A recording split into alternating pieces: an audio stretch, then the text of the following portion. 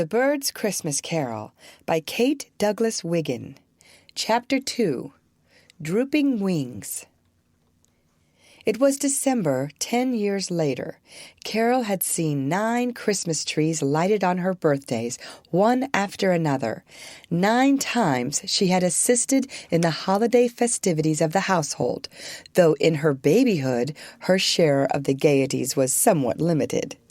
For 5 years, certainly, she had hidden presents for Mama and Papa in their own bureau drawers, and harbored a number of secrets sufficiently large to burst the baby's brain, had it not been for the relief gained by whispering them all to Mama at night, when she was in her crib, a proceeding which did not in the least lessen the value of a secret in her innocent mind. For 5 years she had heard 'twas the night before Christmas, and hung up a scarlet stocking many sizes too large for her, and pinned a sprig of holly on her little white nightgown to show Santa Claus that she was a truly Christmas child, and dreamed of fur-coated saints and toy packs and reindeer, and wished everybody a Merry Christmas before it was light in the morning, and lent every one of her new toys to the neighbors' children before noon, and eaten turkey and plum pudding, and gone to bed at night in a trance of happiness at the day's pleasures. Donald was away at college now. Paul and Hugh were great manly fellows, taller than their mother. Papa Bird had gray hairs in his whiskers, and Grandma, God bless her, had been 4 Christmases in heaven.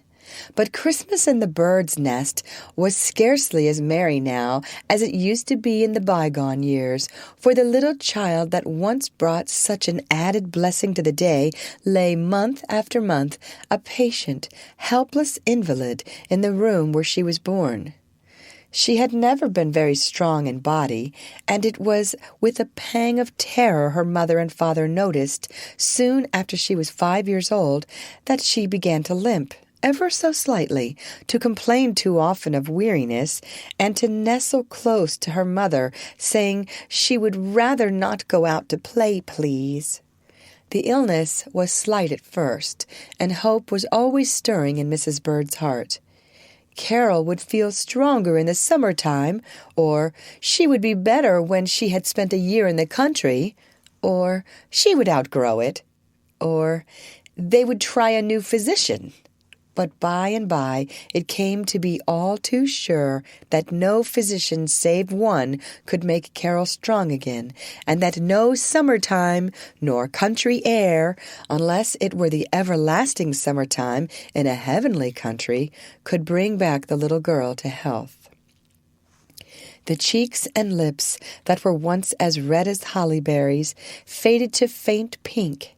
The star-like eyes grew softer, for they often gleamed through tears, and the gay child laugh that had been like a chime of Christmas bells gave place to a smile so lovely, so touching, so tender and patient, that it filled every corner of the house with a gentle radiance that might have come from the face of the Christ child himself. Love could do nothing, and when we have said that, we have said all, for it is stronger than anything else in the whole wide world. Mr. and Mrs. Bird were talking it over one evening when all the children were asleep. A famous physician had visited them that day and told them that sometime, it might be in 1 year, it might be in more, Carol would slip quietly off into heaven whence she came. "Dear heart," said Mr. Bird, pacing up and down the library floor, "it is no use to shut our eyes to it any longer. Carol will never be well again.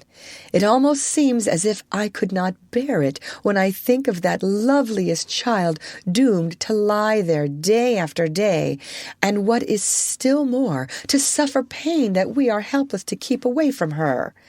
Merry Christmas indeed. It gets to be the saddest day in the year to me."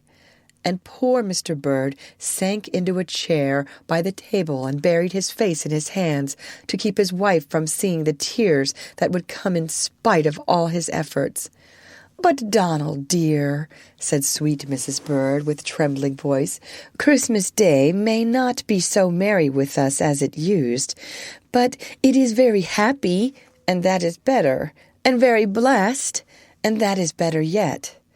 I suffer chiefly for Carol's sake, but I have almost given up being sorrowful for my own. I am too happy in the child, and I see too clearly what she has done for us and for our boys." "That's true, bless her sweet heart," said Mr. Bird. "She has been better than a daily sermon in the house ever since she was born, and especially since she was taken ill." Yes, Donald and Paul and Hugh were 3 strong, willful, boisterous boys, but you seldom see such tenderness, devotion, thought for others, and self-denial in lads of their years. A quarrel or a hot word is almost unknown in this house. Why? Carol would hear it, and it would distress her. She is so full of love and goodness.